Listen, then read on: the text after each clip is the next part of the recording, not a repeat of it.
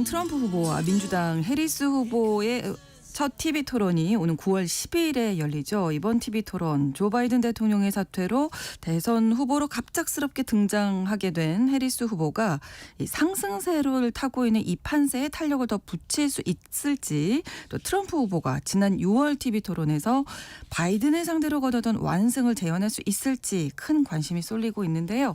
오늘 글로벌 이슈에서 첫 토론 맞대결을 앞두고 있는 두 후보의 움직임 또 장단점까지 분석해 보겠습니다. 오혜리 국제전문기자와 함께합니다. 어서 오세요. 네, 안녕하세요. 네, 일단 해리스 대선 후보 확정 이후에 첫 언론 인터뷰 가졌잖아요. 네. 어떤 말들이 나왔는지 좀 정리해 네, 주시죠. 지난 8월 29일 CNN 방송하고 인터뷰를 했죠. 네. 해리스 부통령하고 러닝메이트인 팀 올즈 미네소타 주지사 함께 했습니다. 해리스 부통령이 대선 출마한 이후에 언론과 이렇게 사전 준비 없이 사전 원고도 없는 상태에서 인터뷰하는 건 처음이었다 그래요. 네. 이 자리에서 해리스는 자신이 이제 대통령이 되면 최고 우선순위는 중산층을 지원하고 강화하는 기 위해서 할 수 있는 모든 일을 다 하겠다 이렇게 강조를 했고, 네. 취임 첫날에 기회경제를 만들기 위한 계획을 시행하겠다 이렇게 얘기했습니다. 네. 기회경제라는 말 요즘에 참 많이 쓰거든요. 기회경제, 네. 해리스가요. 중산층뿐만 아니라 이제 저소득층에게도 기회를 공평하게 주기 위한 경제를 단단하게 만들겠다. 이게 해리스가 지금 내세우고 있는 경제 정책의 핵심입니다. 네. 구체적인 정책으로는 자녀 세액공제 확대, 또 저렴한 주택 공급 또 하고 바가지 가격을 없애기 위한 여러 가지 조치도 하겠다 이렇게 예를 들었어요. 네. 근데 질문이 어떻게 나왔냐면은 진행자가 그럼 왜 해리스하고 바이든 행정부 때 네. 그런 정책을 지난 3년 반 동안 하지 않았냐 이렇게 질문을 했어요. 네. 좀 그럴 날카로운 수 있죠. 질문이긴 네, 했는데 네. 해리스는 어떻게 대답했냐면은 네. 그 코로나19 위기를 전 정권인 도널드 트럼프 대통령 정권 때 제대로 하지 않아서 그 영향으로 미국 경제가 침체됐다. 그래서 일단은 그 문제부터 침체한 경제를 됐어야 되살리는 됐다. 것부터 해야 됐기 때문에 좀 미진했다. 이렇게 답을 했습니다. 좀 뭐 이렇게 정면으로 이렇게 자신의 어떤 비전을 나타내기보다는 조금 전 정권 탓으로 그렇죠. 돌린 면이 네, 있죠. 네, 네. 그리고 또 여성이자 흑인 대통령이 흑인 여성으로서 최초의 대통령이 그렇죠. 됐는데 어떤 의미를 갖는다고 생각하냐라고 했더니 네. 자신의 인종, 성별 이런 건 상관없이 모든 미국인들을 위한 대통령이 될 자신이 있다 이렇게 밝혔습니다. 네. 또 이 밖에 공화당 인사들도 이제 과감하게 그 인재들도 채용하겠다 이런 얘기도 했죠. 네. 첫 언론 인터뷰 치고는 좀 임팩트가 부족한 것이 아니라 이렇게 뭐 얘기 나오고 있다고요. 예, 그래요. 네. 그렇습니다. 근데 저도 인터뷰를 봤거든요. 네. 지금도 홈페이지에 들어가면은 동영상을 볼 수가 있습니다. 네. 근데 심층 인터뷰라고 하기에는 좀 모자라는 면이 있었어요. 일단 시간이 너무 짧더라고요. 30분이 채 되지를 않는데 여기에 질문자의 그 질문 시간 또 월세의 답변 시간 그렇죠. 이런 거를 하면은 해리스가 발언해서 그의 생각을 듣기에는 좀 시간이 너무 짧았던 짧았다. 듯합니다. 네. 그러다 보니까 이제 뭐 까다로운 문제들, 뭐 경제라든지 불법 이민자 문제라든지 이런 거에 대해 심도 있는 질문도 좀 되지 못했고, 네. 또 자신의 생각을 명확하게 해리스가 나타낼 수 있는 답변을 하기에도 좀 부족했다라고 하는 평가가 많은 것 같아요. 네. 그리고 첫 인터뷰의 이 상대로 CNN과 한 부분에 대해서도 사실 CNN이 좀 반 트럼프 기조로 유명하잖아요. 네. 좀 안전한 선택을 했다. 이게 어떤 깊이 있는 어떤 자신의 정책을 나타내는 것보다는 그냥 감소 수준이었다. 이런 반응들도 꽤 있더라고요. 깊이가 없었다. 이런 네. 이야기가 나오고 있군요. 경쟁자인 공화당 대선 후보 트럼프 측의 반응은 어땠습니까? 뭐 당연히 쉽지 않습니다.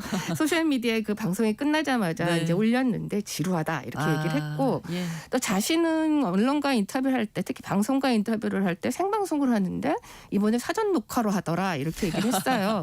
네. 물론 트럼프가 지난 4년 동안의 자신의 재임 기간이라든지 또 여러 방송과 인터뷰의 모두 다 생방송을 한 건 아닌데 네. 어쨌든 그렇게 우기긴 했더라고요.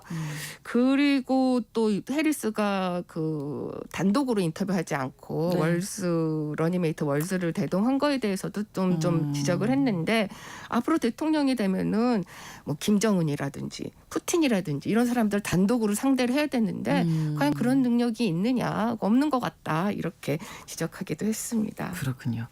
자, 일단 그 트럼프 해리스 첫 TV 토론회가 9월 10일에 네. 개최될 예정인데 그 마이크 음소거 문제 두고 여러 설전이 네. 오갔거든요. 어떻게 좀 정리가 됐습니까? 아직도 안 된 것 같아요. 아직도요?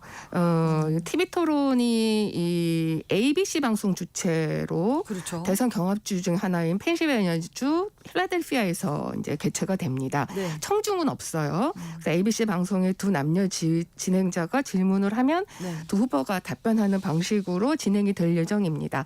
토론의 시간은 저녁 9시부터 90분 동안 진행이 될 예정인데 네. 말씀하신 대로 이 음소거 문제 이렇게 남들이 보기에는 좀 사소한 문제 아닌가라고 생각할 왜 수도 이렇게 싸우지? 있는데 뭐 이런 생각 아직도 정리가 안 된 상태입니다. 워낙은 트럼프가 지난 8월 27일 소셜 미디어에 CNN 토론 때가 음소거를 적용한 그때 바이든과의 토론이었거든요. 그렇죠.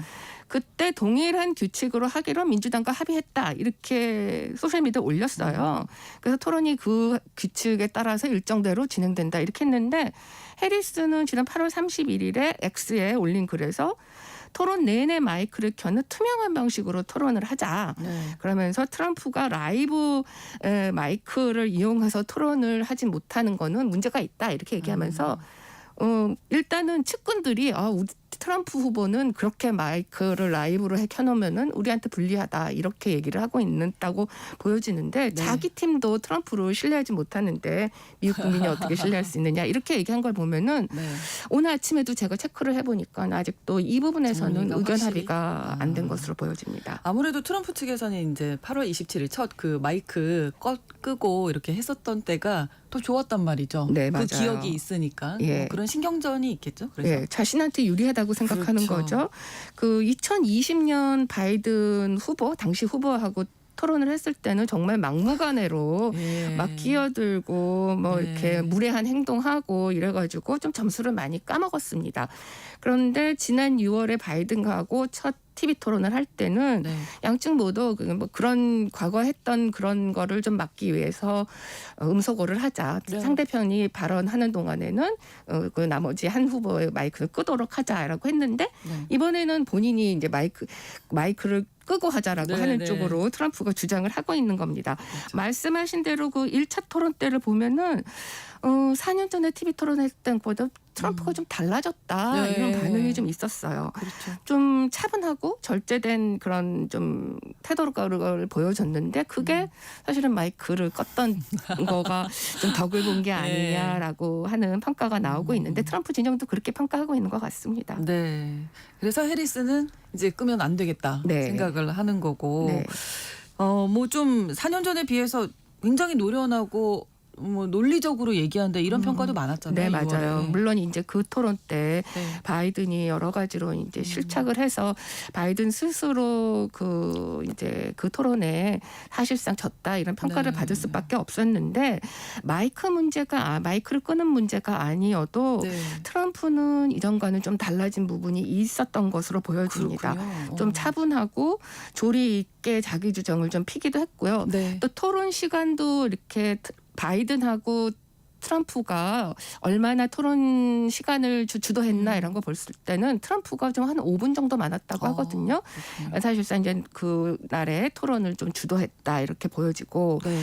또 바이든이 그 트럼프의 그 포르노스타 성관계 문제 네, 이런 네. 거 거론했었을 때도 예전 같았으면 욱하게 막 엄청나게 화를 그렇죠. 내고 네. 자신이 하고 싶은 대로 막 막말에 가까운 말을 쏟아냈을 텐데 그런데도 네. 비교적 냉정을 잃지 않았다 이렇게 보여졌습니다. 네. 그리고 해리스 측은 그래서 이제 트럼프가 트럼프의 그 기존에 가지고 있는 이런 뭐 막말과 막무가내 태도를 끌어내기 위해서는 마이크를 토론 내내 켜놔야 된다라고 하는 전략을 세운 것 같아요. 네네. 해리스 캠프 측에서 이렇게 성명을 내놓은 걸 보니까 네. 트럼프 측 담당자들이 마이크 음소거를 하지 않으면은 90분 동안 트럼프가 차분하게 있을 수가 없다라고 보고 있다. 네. 우리도 장담할 수 없다. 이렇게 그렇게 또 트럼프 공격을. 캠프 측에서 보고 있는 거 아니냐 이렇게 얘기도 했더라고요. 야, 그러면 이 해리스 부통령의 입장이 이제 중요할 텐데 네. 대중 연설은 좀 약하지만 토론은 강하다. 이런 얘기 있다면서요? 예, 지난 8월 22일에 민주당 전당대회에서 이제 피날레를 장식했던 그렇죠. 해리스 부통령의 대선 후보 수락 연설이 있었잖아요. 네네. 그런데 사실 해리스는 참 소통을 잘하는 정치인으로 꼽힙니다. 네. 그리고 또 연설을 뭐 그렇게 못하는 편도 아니다라고 네네. 평가를 받는데 네. 사실 버락 오바마가 그 전에 지지 연설을 했는데 역시 오바마 이런 그분은 얘기를 나올 워낙 수밖에 없더라고요. 다른 분이잖아요. 예, 공정한 평가는 아니라고 보여지는데 네. 이제 그 대중 연설에는 좀 상대적으로 약하다라는 평가가 있고 네. 근데 대신 이 해리스가 검사 출신이잖아요. 그렇죠. 그래서 법조인답게 그 1대1 토론에는 좀 강하다라고 하는 평가를 받고 있습니다. 특히 네.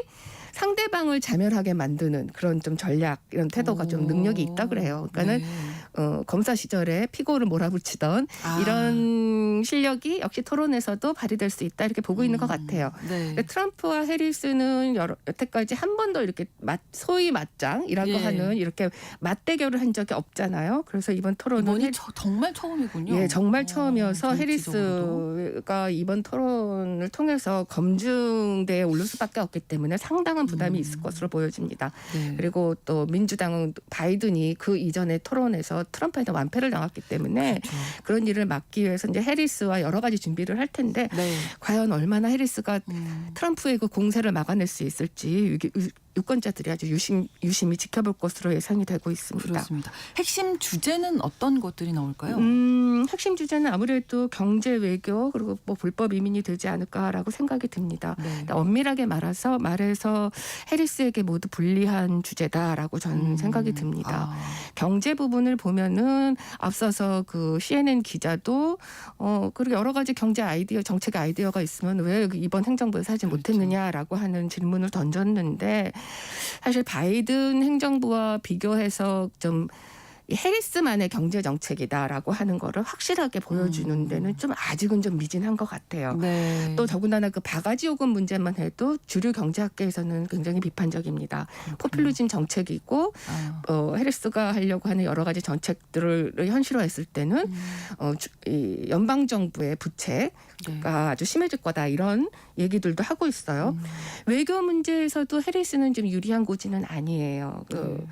트럼프는 이미 이제 김정은과의 그 정상회담을 성사시켰던 거를 당연히 자신의 그렇죠. 공적으로 아주 대대적으로 내세울 것으로 보이고 네. 또 현 정부의 우크라이나 정책이라든지 이스라엘 하마스 전쟁 대응 이런 것들을 아주 매섭게 공격할 것으로 보이는데 네. 사실은 이 정부에서 해리스는 외교 정책 부분에서는 자신의 존재감을 거의 나타낸 적이 없는데 과연 이번 토론에서 자신만의 정책을 어떻게 내세울지 이게 좀 주목이 됩니다. 불법 이민 문제는 뭐 여러 차례 거론을 했던 부분인데 트럼프는 어떻게 보면은 미국 국민들이 듣고 싶어하는 구체적이고 직접적인 그런 정책 다 내쫓겠다. 또는 그렇죠. 확실하게 얘기를 하잖아요. 확실하게 얘기를 네. 해서 이게 이렇게 확 이제 이 머릿속에 이렇게 네, 박히는데 네. 그에 비해서 해리스는 여태까지 얘기하는 거를 보면은 기존에 있는 정책들을 강화하고 또 여러 가지 국경안전법을 그동안에 의회에서 통과되지 못했던 걸 다시 재추진하고 네. 이런 부분은 사실 바이든 정부하고 좀 비슷하거든요. 그렇죠. 그래서 이 부분에서도 트럼프와의 간극을 어떻게 줄이느냐가 이번 토론회의 관건이 될 것으로 보여집니다. 네, 현재 뭐 분위기도 그렇고 여론조사에서는 해리스가 좀 유리하게 네. 나오고 있긴 한데 그걸 굳힐 수 있을지가 네네. 이번 TV 토론의 그렇습니다. 그리고 유리하게 근소한 포인트로 오늘 아침에 나온 여론조사도 보니까 나오고는 있는데 네. 아직 그 격차를 뭐 명백하게 벌리지 못하고 있고 그렇죠. 특히 그 경합주에서는 아직도 근소하게 아주 그 경쟁을 벌이고 있거든요. 네. 그리고 또 더군다나 컨벤션 효과도 예상보단 적었다 이런 얘기도 나오기 때문에 해리스로서는 굉장히 부담도 가지만 네. 일생일대 여기서 자신의 기회가 될 수도 있죠. 될 수도 있을 것으로 보여집니다. 그렇습니다. 글로벌 이슈 다음 주에 첫 TV 토론에 대해서 맞대결을 펼칠 트럼프 해리스 두 후보의 장단점을 짚어봤습니다. 오혜리 국제전문기자와 함께했습니다. 오늘 고맙습니다. 네, 감사합니다. 9월의 첫 월요일에 보내드린 KBS 1라디오 신성원의 오늘 세계는 마무리하면서 Earth, Wind and Fire의 September 전해드리겠습니다. 저는 내일 오전